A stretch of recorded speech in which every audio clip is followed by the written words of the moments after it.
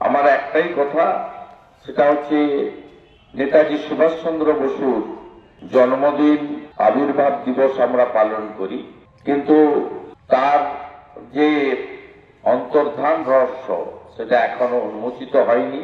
সেই অমীমাংসিত বিষয়টি মীমাংসিত হোক, এটাই প্রার্থনা করব আজকের দিনে।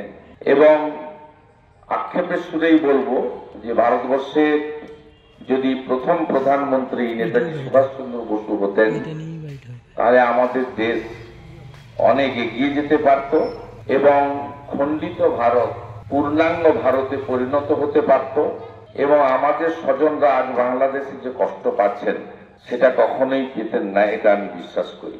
নেতাজি সুভাষচন্দ্র বসুর আদর্শ, দেশপ্রেম, রাষ্ট্রের প্রতি তার যে অকুতভয় চিত্তে লড়াই করার মানসিকতা, তাকে সকলে শ্রদ্ধা করুন, এটুকুই প্রার্থনা।